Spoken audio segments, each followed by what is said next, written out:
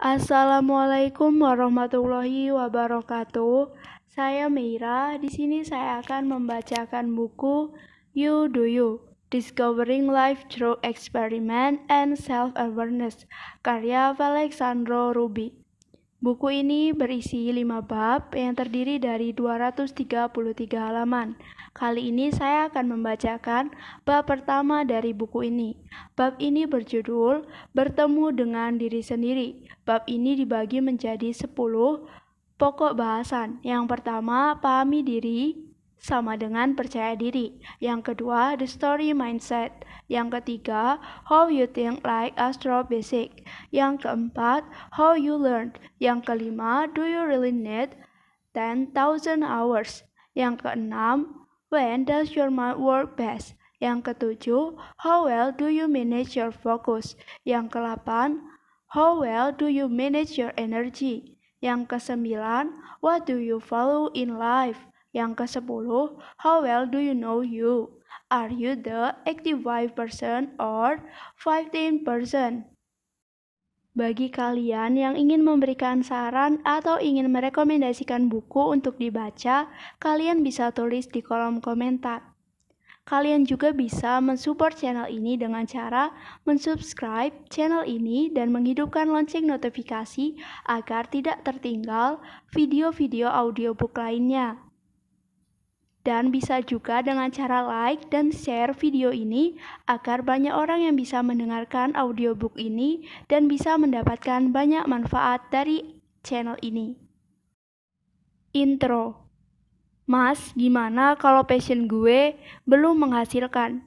Mas, apakah lebih baik jadi generalis atau spesialis? Mas, gue pengen bisa ganti haluan karir di bidang yang lain, bisakah?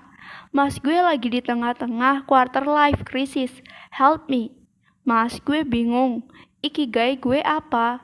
Mas, emang di usia 30 nanti secara finansial gue udah mesti punya apa aja? Mas, berbagi dong proses lo menuju ke 1 miliar pertama. Ratusan pertanyaan serupa gue ladenin via Instagram. I feel you. Gue juga pernah mengalami keresahan yang sama. Faktanya, 1 dekade pertama dalam perjalanan karir gue dihabiskan untuk bereksperimen dengan 9 macam role yang berbeda sampai akhirnya gue menemukan ikigai. Seringkali kita mengalami decision paralysis dalam mengambil keputusan hidup karena lebih sering kita melihat keluar, mengintip kiri kanan, menyontek rumput tetangga, padahal jawabannya bukan di sana, tapi ada di dalam lo. Sales, petugas lelang, operator alat berat, travel blogger, food photographer, penyanyi, social media manager, product manager di sebuah tech startup, sampai pengusaha pernah gue jalani. Menariknya, semua kegalauan dan pencarian itu mulai terjawab dengan sendirinya ketika gue bisa menjawab pertanyaan ini. Who are you? Ketika gue paham diri, gue makin percaya diri, pilihan yang gue ambil semakin selaras dengan apa kekuatan gue, apa nilai hidup yang gue pegang, dan North Star yang gue tuju.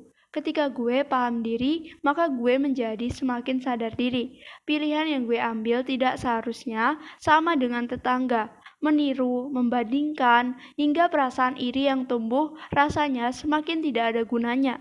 Siapa gue dan apa yang gue mau itu berbeda dengan teman-teman gue. Ketika gue paham diri, gue menemukan bahwa my life, career, business, relationship, finance is an extension of who I am. Let's begin the journey of finding yourself. How to make the most of this book. All my life I have been a rebel, tapi bukan asal memberontak. Gua memberontak untuk mempertahankan kenapa kita melakukan segala sesuatu. Memberontak untuk menentang kebiasaan yang sudah usang, termasuk soal membaca buku. Kalau lo sering beli buku tapi jarang menyelesaikannya, Gue cukup yakin lo akan menyelesaikan buku ini, karena buat gue, selesai bukan soal membaca dari halaman pertama sampai akhir. Selesai adalah ketika buku ini sudah memenuhi tugasnya buat lo. Selesai adalah ketika buku ini sudah memberikan jawaban dari pertanyaan-pertanyaan dalam hidup lo. Ada kalanya jawaban itu ditemukan di satu bab, di lain waktu jawaban itu ada di semua bab. And it's okay, lebih baik mendapatkan jawaban dari satu bab daripada membaca buku yang hanya mengisi otak, tapi lo nggak butuh-butuh banget. Itu juga salah satu alasan gue menyarankan tidak hanya membaca buku yang lagi ngetren, tapi juga membaca buku yang lo lagi butuh. Semoga lo membaca buku ini karena lo butuh, dan semoga lo menemukan jawabannya. I want this book to excite you. Gua nyaranin menikmati buku ini dengan serving suggestion seperti ini. Rule pertama, feel free to start anywhere. Mulailah membaca buku ini dari bagian manapun yang paling menarik buat lo. Rule kedua, continue with related chapter. Setiap bab yang berkorelasi akan diberikan tanda. Baca juga, ini akan memperkaya pemahaman lo supaya mempunyai perspektif yang lebih lengkap. Rule ketiga, take photo. Note it down, highlight. Bila ada bagian yang ngena banget di lo, segera simpan dengan cara apapun. Tulis kenapa itu bermakna buat lo, ide datang dan pergi. Kalau tidak direkam, ide akan mudah berlalu. Rule keempat, summarize what you just learned. Agar memudahkan, di setiap akhir bab ada kode QR yang berisi link yang gue jadiin sebagai acuan. Gunakan materi-materi tersebut untuk merangkum apa yang lo tangkap dari masing-masing bab. Rangkuman tersebut bisa lo tambahin di kolom ternyata yang juga tersedia di setiap akhir bab. Rule kelima, 2-in-1, sambil baca sambil belajar bahasa Inggris. Siapkan Google Translate. Gua sengaja enggak menerjemahkan beberapa kalimat dan istilah. Gunakan ini untuk melatih bahasa lo. You'll thank me for this.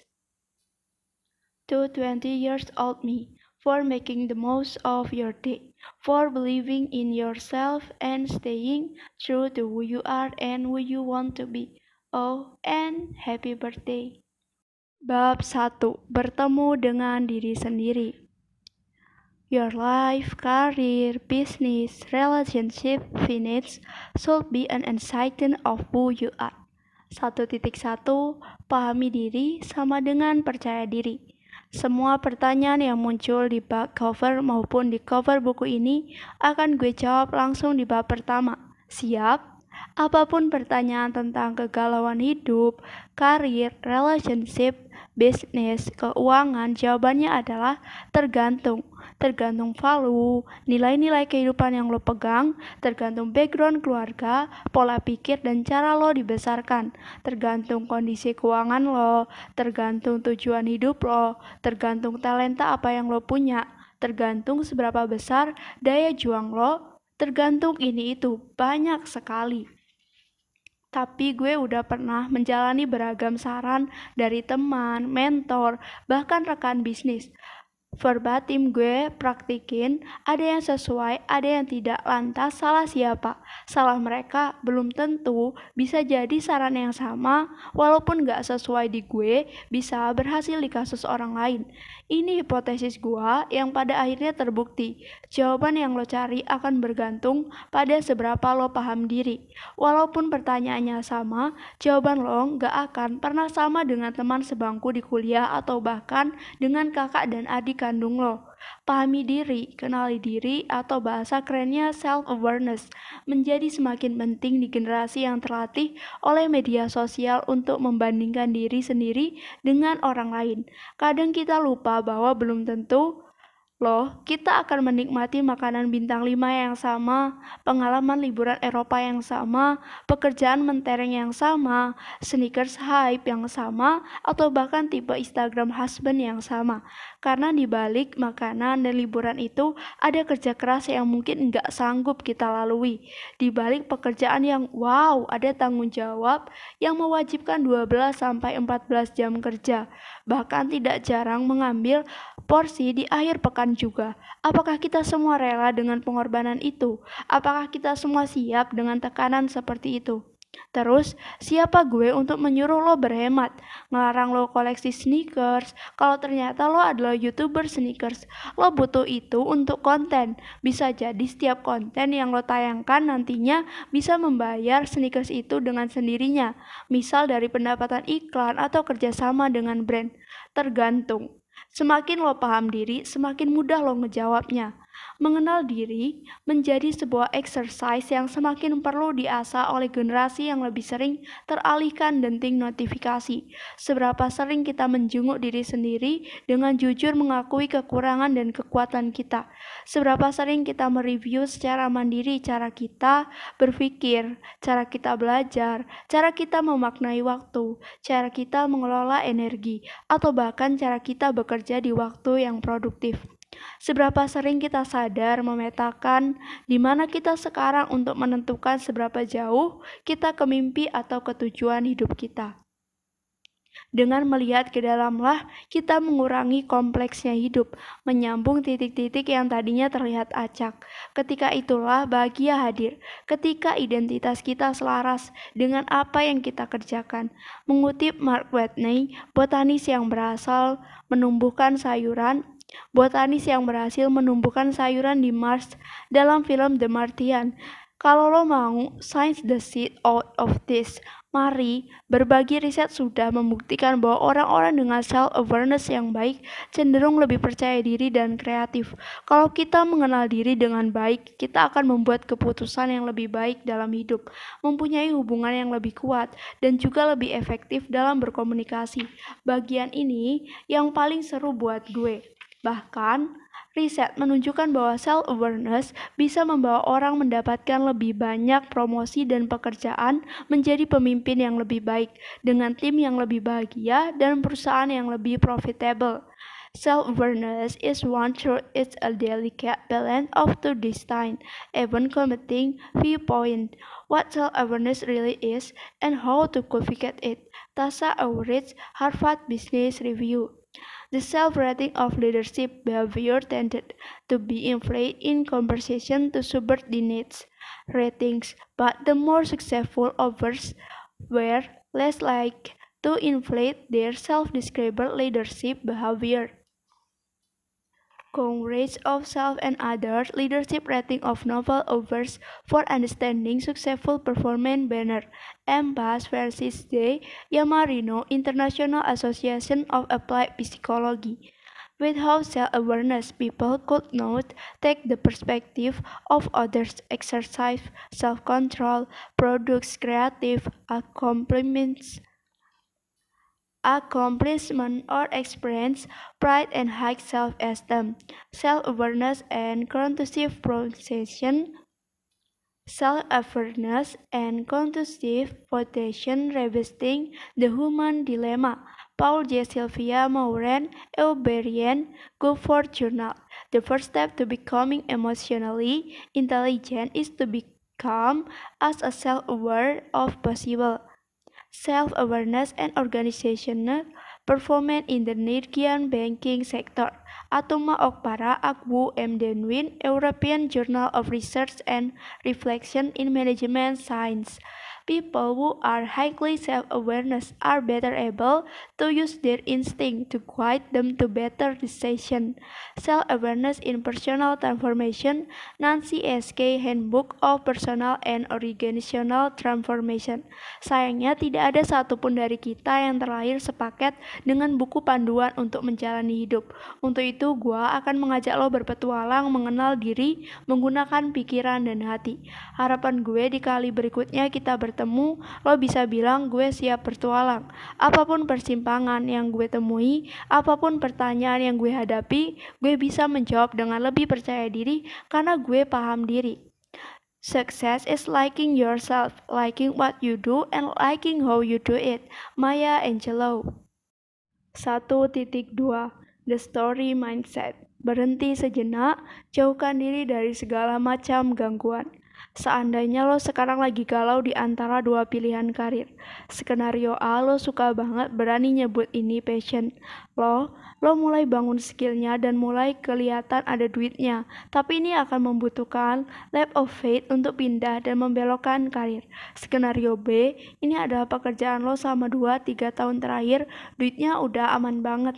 Dan sebenarnya lo nggak benci-benci amat profesi ini, cuman ya nggak bahagia banget juga. Ketika kita dihadapkan pada persimpangan seperti ini, maka inilah saat yang tepat untuk menggunakan story mindset. Caranya gimana? Fast forward ke masa depan. Bayangkan lo di usia 55 tahun dan sedang menulis buku biografi lo sendiri. Atau supaya lebih kebayang, lo sedang menulis profil Wikipedia lo. Cerita mana yang lo lebih suka? Cerita mana yang lebih lo banget? Coba pilih di antara dua ini. Skenario A, lo adalah seorang pejuang ikigai yang mencoba menjawab panggilan hatinya. Akhirnya setelah bergelumur selama 1 tahun mengumpulkan dana darurat untuk bertahan hidup, lo memutuskan untuk melakukan eksplorasi passion lo. The rest is history. Lo berhasil menjadi salah satu yang terbaik di bidang yang lo minati, dan ujungnya lo bisa hidup berkecukupan dari itu. Skenario B, lo adalah seorang realis. Lo memilih untuk menjadikan passion sebagai side hustle yang menghasilkan uang jajan ekstra. Lo tetap fokus pada kehidupan profesional sebagai marketing manager di salah satu perusahaan. Alat berat karena lo merasa percepatan karir lo lebih baik daripada mengulang lagi. Lo tetap ya bisa hidup seimbang dengan memisahkan apa yang menjadi profesi dan apa yang menjadi hobi. Guess what? Itu true story gue. Di awal usia 20-an tahun gue berada di persimpangan, dan story mindset ini membantu gue memvisualisasikan skenario hidup gue. Gue percaya apapun tentang benar ataupun salah. Gue percaya apapun yang gue pilih bisa menjadi cerita yang bagus. Ini bukan tentang benar atau salah, tetapi tentang cerita mana yang lebih selaras dengan gue. Mana yang lebih dekat dengan identitas gue. Semakin mengenal siapa gue, semakin paham diri, gue semakin percaya diri. Bersama Skenario A adalah cikal bakal buku biografi seorang Felixandro Ruby. Gue akan lebih senang dikenal sebagai petualang yang memilih pilihan yang lebih sulit, the road less traveled, karena rewardnya akan setara dengan risknya. Gue sadar gak bisa menjalani hari-hari dengan terus bergumam. Seandainya dulu gue milih passion, mungkin hidup gue akan berbeda. I'd rather live with a life of fail than a life of what if. Kalaupun gagal, gue tetap senang. Itu menjadi bagian dari cerita gue. Yang lebih penting lagi, gue mengambil keputusan itu secara sengaja, secara sadar, paham, dan siap dengan semua konsekuensinya. If you can relate to that, then we are unfamiliar wavelength. Tapi, kalaupun berbeda, nggak masalah. Kuncinya, you do you. Sejak itu, story mindset semakin sering gue gunain. Tapi pahami bahwa kedalaman self-awareness seperti ini membutuhkan proses yang tidak cepat. Sepanjang bab 1 ini, gue akan membawa lo bertemu dengan diri lo sendiri. Kalau ada hal yang klik, ketika lo membaca jangan lupa catat, foto, dan simpan dengan cara lo sendiri. Let's begin writing your story. 1.3 How to think like astrophysics.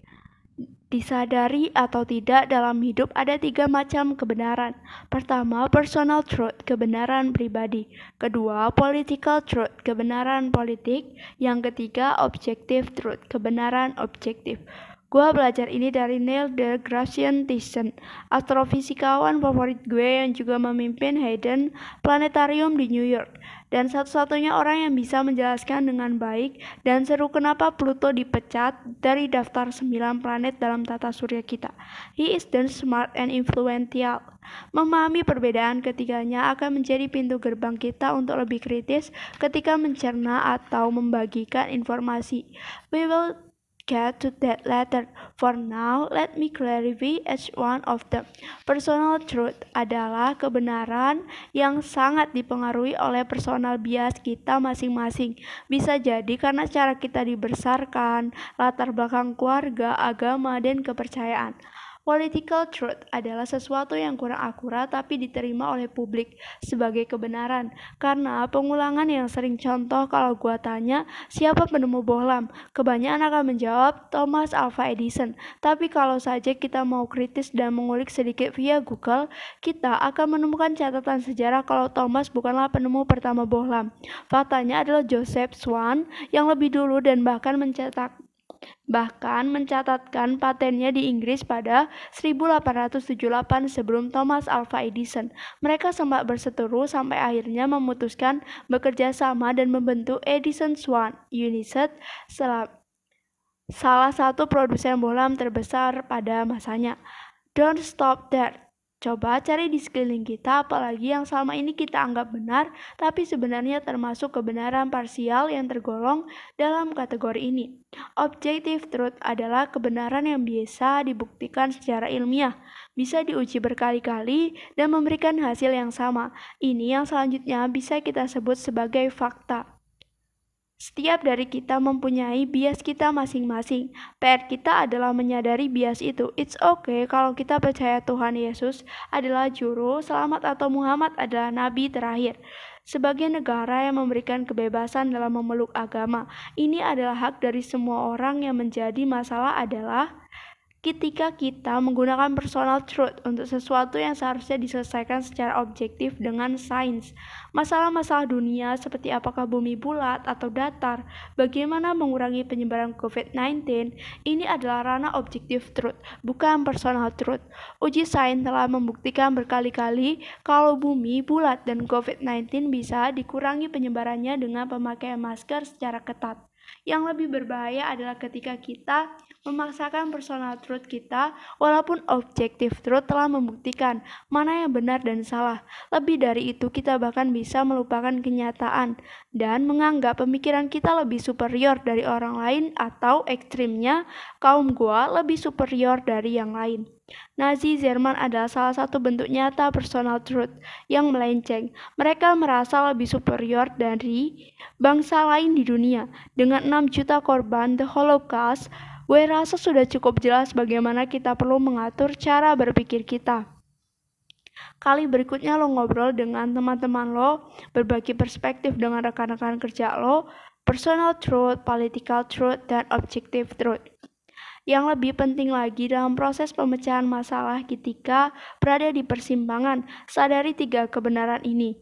Kenapa sih orang tua lo yang profesinya dokter susah banget di debat ketika lo pengen kuliah jurusan UI atau UX? Karena buat orang tua lo yang sudah belasan atau bahkan puluhan tahun hidup dari profesi dokter, ini adalah personal truth mereka. Dokter adalah pilihan karir terbaik, baik dari sisi uang maupun kepuasan batin.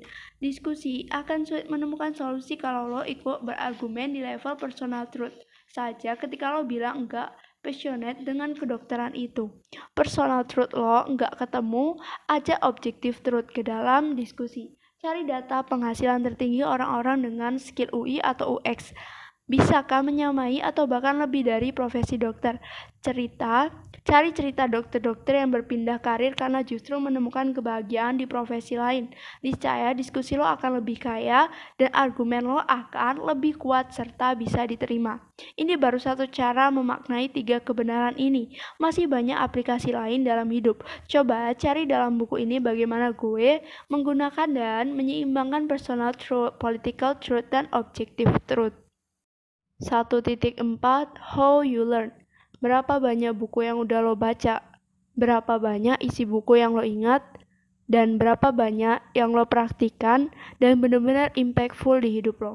Gue rasa gue nggak perlu bikin survei dengan ribuan responden untuk bisa menebak jawaban lo. Dari pertanyaan pertama sampai terakhir, pasti semakin berkurang, ya nggak? Lantas, kalau kita secepat itu lupa, bagaimana belajar yang efektif? At the end of the day, apalah gunanya belajar kalau tidak bisa kita ingat, recall, ketika kita membutuhkannya? Meet the Forgetting Curve by Hermann Ebbinghaus. Terdapat gambar, saya akan meletakkannya di description box sebagai gambar pertama. Hermann adalah orang pertama yang melakukan eksperimen tentang seberapa cepat kita melupakan informan baru yang kita terima. Hasilnya menunjukkan dalam waktu 24 jam hanya sekitar 30% yang kita ingat dan recall dengan baik. Menariknya, eksperimen Herman berikutnya memberikan solusi untuk masalah ini dengan speech repetition atau pengulangan rutin dengan jarak waktu tertentu. Kita bisa meningkatkan presentase informasi yang kita pelajari. Speech repetition assess the forgetting curve. Terdapat gambar kurva, saya akan meletakkannya sebagai gambar kedua.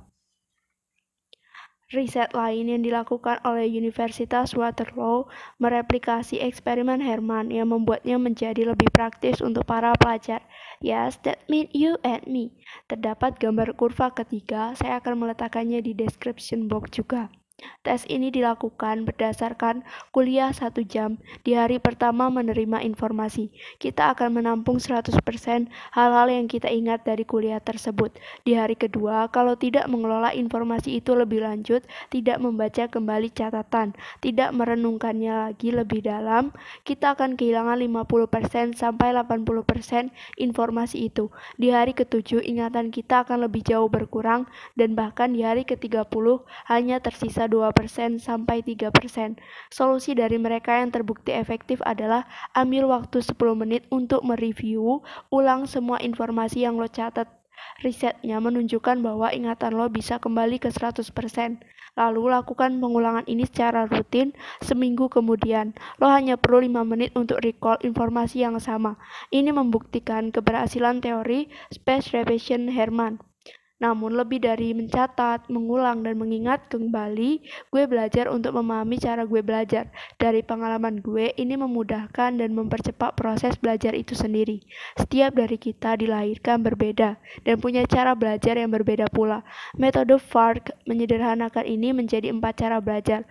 Pertama, visual, kedua, auditory, ketiga, read atau writer, yang keempat, kinestetik. Gue sangat menyarankan lo untuk berhenti sejenak, isi tes di website ini. Saya akan meletakkan websitenya di description box dan ikuti paduan untuk memaksimalkan cara belajar lo. Gue akan menjelaskan pemahaman gue dari 4 metode belajar ini secara praktis di sini.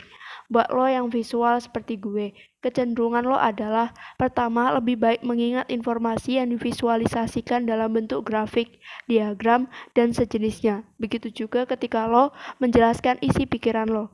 Lebih baik mencerna informasi yang memaksimalkan penggunaan jenis huruf yang berbeda, warna yang berbeda, highlight, underline, dan sejenisnya. Lalu mencari pattern pola dalam serangkaian informasi dan mengubah sesuatu yang kompleks menjadi alur flowchart yang lebih mudah dicerna. Yang terakhir, lo suka memahami gambaran besar dari segala sesuatu sebelum masuk ke pembahasan detail. Buat lo yang aural atau auditory, kecenderungan lo adalah pertama, segala sesuatu diobrolin bahkan ketika lo belum punya solusinya. Kedua, berdebat, berargumen, berdiskusi. Lalu lebih baik mengingat informasi yang lo ulang dengan menceritakannya kepada orang lain. Dan belajar dari medium seperti audiobook atau podcast. Yang terakhir, belajar lebih baik dengan merekam apa yang lo pelajari daripada mencatat. Buat lo yang read writer, kecenderungan lo adalah pertama, menyusun kata-kata menjadi sebuah struktur atau hierarki yang rapi. Contoh bullet points. Lalu menangkap informasi lebih baik lewat judul-judul besar yang mudah dicerna dan menulis ulang pemahaman lo tentang sebuah informasi. Dan terakhir, belajar dengan mencatat. Buat lo yang kinestetik, kecenderungan lo adalah mencari cara mengaplikasikan sesuatu dibanding membaca teori di baliknya. Lalu belajar lewat video yang menunjukkan cara kerjanya dan belajar lewat survei, flight trip, lab, eksibisi, studi kasus, dan yang terakhir belajar lewat trial and error. Pahami cara lo belajar, gunakan repetisi yang sesuai dengan gaya belajar lo. Niscaya lo bisa mengingat jauh lebih banyak ketika ilmu itu lo perlakukan. Pada akhirnya ini akan bisa menghemat waktu belajar lo juga. Gue berharap kita semua menjadi pembelajar yang lebih baik dan lebih baik lagi. Ingat, ada 3 tahap proses belajar: mengingat, melakukan, dan mengajarkan. Pastikan kita melewati siklus itu supaya yang kita pelajari menjadi skill permanen yang kita bawa terus selamanya. Membaca tanpa merenungkan adalah bagaikan makan tanpa dicerna. Muhammad Hatta. We learn who we are in practice, not in theory. David Epstein. 1.5 Do you really need 10,000 hours? Kalau mau jadi jago, lo mesti berlatih sampai 10.000 jam. Menurut Malcolm Gladwell, pencetus ide ini, Bill Gates sudah coding 10.000 jam sebelum akhirnya melahirkan Microsoft, dan The Beatles sudah manggung 10.000 jam di bar-bar kecil sebelum akhirnya beken. Tapi ada satu hal yang kita lupakan, pasti. How expert do you need to be? Expertise atau tingkat keahlian lo dalam suatu bidang ada spektrumnya. Kalau gue coba visualisasikan mungkin seperti ini. Kita ambil contoh belajar main gitar. Terdapat gambar keempat, saya akan meletakkannya di description box. Dari nggak bisa sama sekali sampai masuk Hall of Fame atau sebagian The Beatles mungkin perlu 10.000 jam. Tapi apakah lo butuh sejago itu untuk bisa memainkan sebuah lagu, mengiringi musik di band kampus, atau menyanyi lagu untuk gebetan? Tahu nggak, lo bisa main berapa banyak lagu dengan modal 4 kunci saja. Ada James Blunt, You Are Beautiful, ada Black Eyed, Where in the Love, Apa Feel, Forever Young, Jason Mraz, I'm Yours, Train, Hey Soul Sister, The Calling, Wherever You Will Go. Terdapat 73 lagu yang bisa lo pakai. Hasil pencarian Google tentang lagu-lagu yang bisa dimainkan dengan 4 kunci. Not bad at all. Gue yakin kalau di googling lebih jauh harusnya ada lebih dari 73 lagu. Di bab ini gue mau menentang konsep 10.000 jam dan berbagai miskonsepsi yang sering kita alami. Pertama, miskonsepsi. Mental mudah down duluan, padahal riset baru menemukan bahwa dari 0 sampai bisa main 4 kunci, rata-rata hanya perlu 20 jam latihan yang konsisten. Pembelajaran pertama buat kita semua. Seringkali penghalang kita belajar bukan keterbatasan waktu atau IQ atau inteligensi, tapi hambatan secara mental psikologis. Belum apa-apa udah jiper duluan. Di dunia catur, riset membuktikan bahwa ternyata untuk sampai di status master ada seseorang yang hanya butuh 728 jam, walau di lain sisi ada juga yang butuh hingga 16.120 jam. Nah loh, apakah lantas Gladwell dan 10.000 jam salah? Jangan langsung ambil kesimpulan dulu. Riset ini membuktikan ada faktor gen, talenta, dan cara lo belajar atau berlatih yang mempengaruhi hasil. Kualitas 10.000 jam lo berlatih sama pentingnya dengan jumlah jam lo berlatih. Miskonsepsi kedua, percuma 10.000 jam berlatih tapi mengulang kesalahan yang sama, baperan kalau dikasih feedback, dan nggak ngulik cara yang lebih baik. Pembelajaran kedua buat kita semua, doing 10,000 hours of shit, expert at shit. Selain menghitung jam, gue juga menggunakan pendekatan mindset eksperimen. Sebagai eksperimen, ego bisa direndam, hasilnya objektif menjadi jagoan. Sebagai eksperimen, gagal adalah bagian dari hasil. Gagal adalah pembelajaran. 1.6 When does your mind work best? Work smarter, not harder. Sering nggak mendengar jargon ini? Gue saking seringnya sampai masuk kuping kiri, keluar kuping kanan. Kebal dan udah nggak dipikirin lagi maksudnya apa. In my case, gue sudah mencoba work smart dengan segala tip produktivitas yang gue pernah baca. Tapi kayaknya masih ada yang kurang. Di saat-saat mentok inilah gue menemukan bahwa produktivitas bukan hanya soal mengeliminasi prioritas atau soal bagaimana cara mengerjakan sesuatu dengan efektif, tapi juga soal kapan kita mengerjakannya. Untuk mengerjakan apapun, kita memerlukan energi. Bahkan otak kita menggunakan kurang lebih 25% dari asupan kalori per hari untuk berpikir dan mengatur badan kita supaya bisa berfungsi dengan baik. Dengan mengenali jam-jam terbaik kita akan bisa mengalokasikan energi kita untuk hal-hal yang sesuai. Gue nyebutnya jam pintar dan jam bego. Tubuh kita punya jam biologis yang sudah diatur oleh DNA kita. Jam biologis ini mempengaruhi suhu badan, tekanan darah, kesiapsiagaan, energi, kreativitas, dan masih banyak hal lain. Masih nggak percaya? Dr. Michelle Brace, seorang psikologi klinis yang mempelopori riset di bidang ini, menemukan kasus di mana produktivitas salah satu pasiennya justru meningkat ketika sang pasien diizinkan masuk kantor lebih siang dari seharusnya. Ternyata selama ini sang pasien tidak mendapatkan cukup tidur karena harus mengikuti aturan jam kerja 9 to 5. Sementara jam biologisnya, chronotype adalah tipe Wolfes yang justru jam pintarnya lebih siang dari kebanyakan orang. Penemuan dan hasil riset Dr. Breus akhirnya dibuat menjadi buku The Power of When. Nah, tugas lo dan gue adalah menemukan jam pintar dan jam bego kita masing-masing. Coba cek lo tipe chronotype yang mana. Ada gambar kelima. Saya akan meletakkannya di description box. Serta penjelasan dari gambar 5 sebagai gambar ke-6 saya juga akan meletakkan di description box. I am a blank blank blank. My most creative horse is blank blank blank. My less creative horse is blank blank blank. I need blank blank blank. How to rest? I need mental break at blank blank blank. Isi blank blank blank sebagai jam yang kalian butuhkan. Kalau sudah tahu, jaga baik-baik jam pintar lo.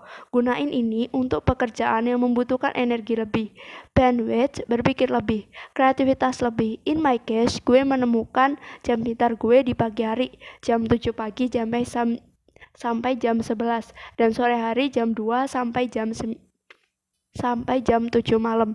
Gue cukup beruntung karena punya 9 jam yang efektif untuk mengerjakan hal-hal yang butuh kapasitas otak besar. Sisanya gue selipin untuk ngerjain hal-hal dengan kapasitas otak rendah seperti membalas pesan di WhatsApp, email, tugas-tugas administratif atau chat up, meeting dengan klien, dan tidak lupa waktu rehat. We are not robots. Jangan lupa menyediakan waktu-waktu untuk recharge margin untuk hal-hal yang tidak terduga. Macet, ban bocor, tiba-tiba dipanggil bos, dan lainnya. Dengan mengenali chronotype ini, gue semakin paham diri, semakin aware untuk mengatur energi dengan baik. Pada akhirnya, ini memungkinkan gue untuk bisa lebih sering memberikan performa terbaik dalam bisnis gue. Saran gue, gunain chronotype ini sebagai langkah awal untuk menata ritme beraktivitas yang lebih baik, bukan sebagai pakem, apalagi pembenaran. Beberapa teman gue terbukti bisa menyesuaikan kembali chronotype mereka setelah anak mereka lahir. Mereka yang tadinya night owl sekarang menjadi early bird. Silver liningnya adalah menemukan jam pintar lo dan jam istirahat lo yang cukup. Bagaimana dengan lo? Sejauh ini sudah mengenal diri lo dengan lebih baik. 1.7 How well do you manage your focus? When it comes to property, location. When it comes to comedy, stand up, anti-vacation, punchline. When it comes to wash, reduce, reuse, recycle. When it comes to jodoh, bibit, bebet, bobot. When it comes to karir, belajar, berkarya, berbagi. Sengaja gue selipin tagar sekaligus mantra gue di sana. Belajar, berkarya, berbagi. Tapi jangan salfok dulu guys. Coba temuin kesamaan dari semua hal di atas. Yes, the rule of three. Kalau pengen menyampaikan pesan dengan baik, gunain rule of three di tagline. Kalau pengen presentasi dengan alur yang mudah diingat, gunakan rule of three. Pendahuluan, isi, lalu ditutup dengan konklusi. Pada 1956, pelopor telepon pada masanya, Bell Labs ngobrol dengan Profesor Harvard George Miller yang menerbitkan buku The Magical Number 7 Plus and Minus 2. Miller menemukan bahwa manusia memiliki kesulitan mengingat lebih dari 7-9 angka dalam ingatan jangka pendek. Itulah kenapa nomor telepon kita menggunakan sistem 7 digit. Riset lebih lanjut menemukan bahwa ternyata jumlah informasi yang bisa kita ingat dalam ingatan jangka pendek lebih sedikit, maksimal 3-4 potongan informasi. Rule of three ini juga yang diyakini dan dipraktikkan di Angkatan Laut Amerika. Dalam struktur organisasi, setiap sersan mempunyai 3 anggota, setiap letnan mempunyai 3 peleton, begitu seterusnya sampai ke jenderal. Kekuatan dari rule of three adalah fokus dan konsentrasi setahun ke depan. Apa 3 target besar yang ingin lo capai? Untuk mencapai ini, tentukan 3 hal setiap harinya yang bisa membantu lo ke target itu. 3 hal kelihatan sedikit, tapi kalau bisa lo kerjain dengan konsisten, dalam setahun sudah lebih dari 1000 hal yang bisa lo selesain. Dalam praktiknya, boleh saja kalau lo mau menambah atau mengurangi rule of three ini. You know, you do you. Gue sendiri jarang sekali memilih lebih dari 3 hal yang gue fokuskan dalam satu kategori. Jika gue coba visualisasikan bisa jadi begini. Kategori life. Pertama, menjaga hubungan dengan 20 orang di inner circle sambil eksplorasi mana dari outer circle yang berpotensi menjadi inner circle. Kedua, olahraga 3-4 kali sehari untuk menjaga berat badan. Yang ketiga, menyiapkan diri untuk menjadi ayah. Kategori karir. Pertama, membangun satu lagi bisnis baru dengan arus pendapatan pasif. Kedua, membesarkan personal branding di Instagram, LinkedIn, dan YouTube. Ketiga, menghadiahkan diri sendiri dengan menyelesaikan penulisan buku pertama. Kategori money. Pertama, mencapai target net worth berikutnya. Kedua, aset bisa mendukung 100% pengeluaran bulanan. Ketiga, menyelesaikan KPR yang sedang berjalan. Kalau bisa nyelesain hal-hal tersebut di tahun ini, sudah cukup buat gue untuk bilang, I had a good year. Got the idea? Lo bisa kembangin ini lebih lanjut menjadi pertama, 3 win for the day, 3 win for the week, 3 win for the month, 3 win for the year. Gue rasa nggak masalah kalau kita ingin menambah to-do list, tapi kalau harus merampingkan to-do list menjadi 3, it will be tough. Justru dengan berlatih rule of 3, kita akan terbiasa fokus ke hal-hal yang berkontribusi terbesar untuk tujuan kita. Disinilah prinsip Pareto bekerja. Prinsip Pareto 80% hasil didapat dari 20% waktu atau tenaga yang kita gunain. Nah, tugas lo adalah mencari 3 hal untuk lo kerjain setiap hari atau minggu atau bulan yang bisa berkontribusi 80% untuk pencapaian target yang sudah dibuat sebelumnya. 1.8 How well do you manage your energy? Social media is still an energy exchange. If you wonder why you are always tired, kalimat ini ngubah cara gue ngelola energi. Sebelumnya, gue ngerasa energi itu kayak baterai. Yang penting setiap malam gue charge dan istirahat cukup, besoknya gue pasti full kembali 100%. Salah besar. Ternyata istirahat saja nggak cukup untuk ngembaliin baterai kita ke 100%. Tubuh kita perlu bergerak, berolahraga, dan membentuk otot supaya kapasitas baterai kita juga semakin bertumbuh. Ternyata baterai kita kadang seperti baterai smartphone kita. Tanpa kita sadari, ada banyak apps yang bekerja di background dan menyedot energi kita. Ada banyak notifikasi, distraksi yang menyedot perhatian, mengacaukan fokus, dan akhirnya menghabiskan energi kita juga. Coba deh cek setting di ponsel lo sekarang, berapa banyak yang lo biarkan work in the background secara terus-menerus menyedot baterai lo karena lo izinin untuk refresh terus setiap kurun waktu tertentu. Hal yang sama terjadi dengan energi kita. Ketika kita mengizinkan baterai kita tersedot oleh notifikasi pesan di WhatsApp, Instagram, email, TikTok, situs berita, game yang tak berhenti-henti setiap jam, menit, hingga detik. Terdapat gambar pengaturan background apps refresh untuk iPhone sebagai gambar ke-7 dan terdapat gambar status penggunaan aplikasi pada iPhone di gambar ke-8. Saya akan meletakkannya di description box. Ada kasus lain yang juga sering gue temuin dan alami sendiri. Lo bisa saja menyediakan 2 jam untuk menulis artikel di pukul 3 sore, tapi 2 jam itu lo taruh di jam bego lo, atau lo taruh setelah meeting maraton dengan 3 klien. Ketika lo duduk dan siap menulis di pukul 3 sore, energi lo sudah di titik penghabisan. Padahal kalau lo paham diri lo bisa mengintimidasi ini dengan menempatkan jam menulis di jam pintar lo, atau minimal menyelipkan rehat di antara aktivitas yang menguras energi supaya lo nggak sampai nol banget ketika tiba di jam menulis tadi. Waktu, perhatian, fisik, pikiran. Perhatikan keempat hal ini, niscaya lo bisa mengatur energi dengan lebih baik. Tanpa lo sadari, lo bisa nyelesain lebih banyak hal, lo bisa lebih fokus, dan seperti yang kita bahas di bab 1.7 dan 1.8, lo bisa work smarter. Notification are just alarm clock that someone else is setting for you. Naval. 1.9 What do you value in life? Kalau lo milih lompat-lompat baca buku ini dan lo langsung memulai dengan bab ini, gue mau kasih lo ucapan selamat dulu. Mungkin ini bab paling krusial di bagian pertama buku ini. The thing you value the most in life will be your North Star in making decisions, including decisions about the things we discussed in the 8th chapter before this. Use your value as your first and foremost counsel. Ada banyak alat di internet yang gratis untuk menguji nilai-nilai apa yang paling mewakili lo. Gue sendiri menggunakan link ini. Terdapat link, saya akan meletakkannya di description box. Kalau diulik lebih dalam, ada banyak sekali nilai. Gue milih membagikan 9 personal value menurut psikolog William Moulton Marston yang juga menciptakan DISC, Behavior Assessment Tool. Feel free to explore further. Aesthetic, from harmony, beauty, balance. Economic, money, practical, return. Individualistic, independent, unique. Political, power, control, influence.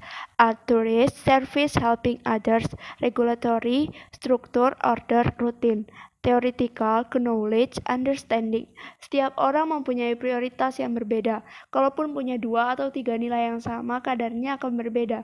Gue coba taruh konteksnya dalam kasus pengusaha. Jangan kaget kalau bertemu pengusaha yang memprioritaskan economic value, tapi nggak peduli sama sekali dengan power atau influence. Sekarang lo paham kan kenapa ada orang yang memilih bisnis besi tua, sama ada cuannya dan dia bisa hidup makmur, dia puas. Inilah tipe pengusaha-pengusaha yang enggak terlalu memusingkan, bisa masuk Forbes 30, under 30 atau enggak. Pengusaha-pengusaha ini bisa lo temukan di thread unggahan Instagram gue berikut. Yang thread unggahannya yaitu bisnis apa yang kelihatannya biasa aja, nggak pakai embel-embel menyelamatkan di dunia atau distribut itu pun, tapi cuannya gokil. Ada yang menjawab, tukang pijit langganan gue nggak pernah nentuin tarif berapa, seikhlasnya kakak aja. Selalu bilang gitu ke semua klien. Alhasil dia bisa dapat berlipat-lipat dari satu klien aja. Dan target sehari ambil 10 klien. Uangnya dikumpulin, terus dia beliin tanah murah di gang, jadiin rumah kontrakan, rinse and repeat, beli mobil pick up cash aja nggak pakai susah, bisnis kontrakan jalan, bisnis pengiriman jalan, dia tetap keliling mijitin orang pakai motor, butut dia, salut banget. Terus ada yang jawab, jualan mie ayam, even direktur salah satu lembaga bisa dibilang anak perusahaan BUMN, bikin mie ayam. Lalu ada juga yang jawab, kentang dan jenis nugget-nuggetan dekat sekolah turup. Beli ruko 1,7 M katanya dibayar tunai, kaget aku tuh. Lalu ada yang jawab juga, daur ulang plastik dong. Katanya sih mengurangi limbah plastik tapi cuannya gede parah. Bahkan yang awalnya jual beli plastik daur ulang akhirnya punya pabrik produksi bahan rumah tangga atau mainan atau peralatan dapur. Ada juga yang jawab, abang bubur depan kantor, omsetnya 1 miliar per tahun kalau lagi sepi kok. Dan ada juga yang jawab, tukang gorengan pinggir jalan yang nyewa lapak ke minimarket. Secara minimart udah jadi manajemen sendiri dan lokasinya strategis. Sebulan nyewa cuma 600 ribuan ke pihak minimarket, omset sehari 1, Di sisi lain, gue juga paham banget ketika bertemu pengusaha yang value-nya algoritma atau kemanfaatan dan dia memilih bisnis sampah. Bisnis yang dimulai pun akhirnya tidak jauh dari value yang dia pegang. Betul, semua bisnis perlu profit untuk bisa berdaya dalam jangka panjang, tapi dia menyimbangkan profit dengan dampak.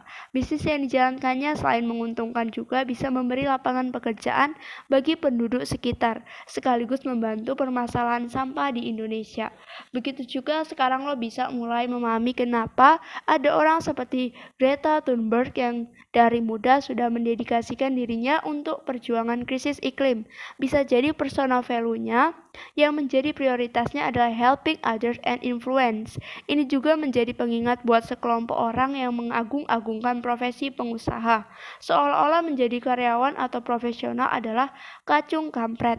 Hey, hanya karena mereka punya personal value yang berbeda, bukan berarti mereka lebih rendah dari lo. Bisa jadi bagi mereka struktur, order, dan rutin adalah nilai-nilai yang mereka pegang supaya bisa mendapatkan keseimbangan. Kalau itu membuat mereka bahagia, siapa kita untuk mengatur hidup mereka dengan memaksakan nilai-nilai kita? Dan terakhir, inilah kenapa gue memberikan selamat buat orang yang langsung lompat ke bab ini. Setelah lo tahu nilai-nilai lo nggak akan lagi sibuk membandingkan pencapaian lo dengan pencapaian teman lo. Well, simple, because you value different things and that's okay. 1.10 How well do you know you? Are you the 85% or the 15%? Dalam sebuah riset yang mensurvei lebih dari 13.000 pegawai di berbagai industri berbeda, para peneliti menemukan ketimpangan yang luar biasa besar. Mereka menanyai para pegawai seberapa baik kamu menilai performa kamu. Lalu mereka menanyai bos dari para pegawai ini, seberapa baik kamu menilai performa pegawai kamu.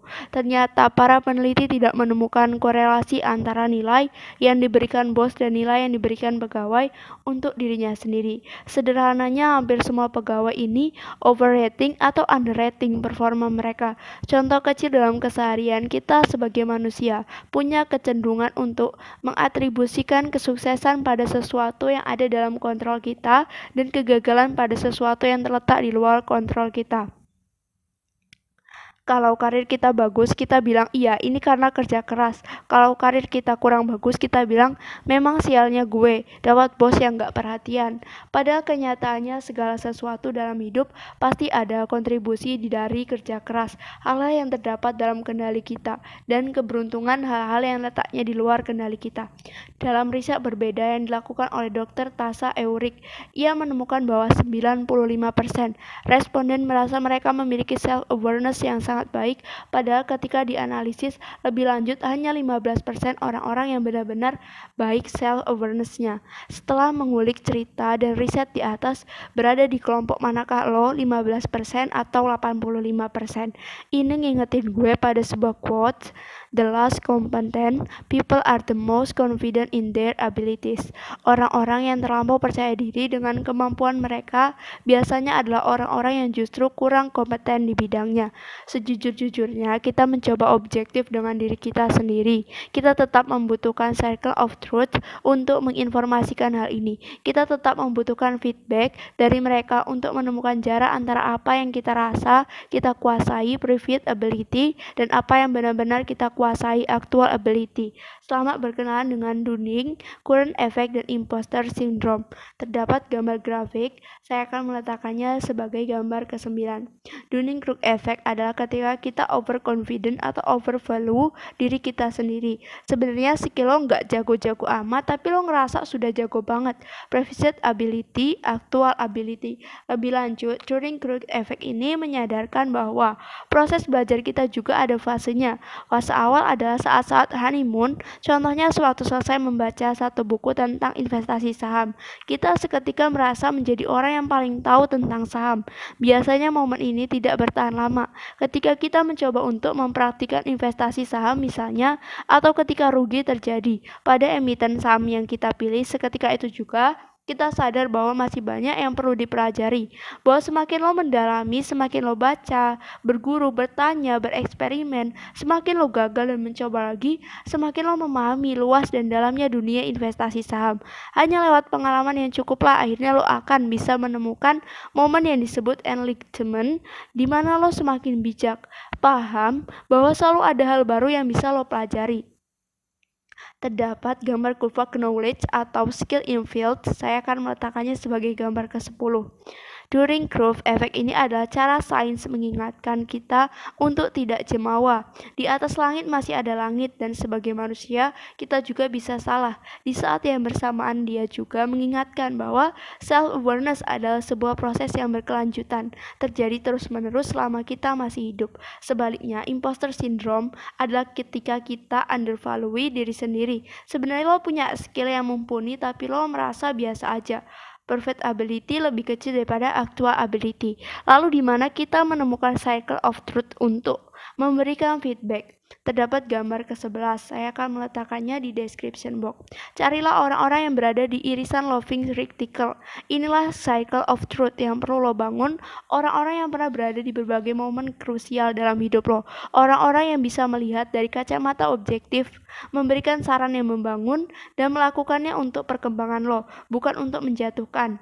Self-awareness ibarat otot, bisa dilatih, bisa digedein, tapi berlatih dengan trainer. Circle of truth yang tepat, niscaya perkembangan lo akan lebih cepat dan mencegah terjadinya cedera yang tidak perlu. Terdapat gambar scan kode QR. Bab pertama ini saya juga akan meletakkannya di description box.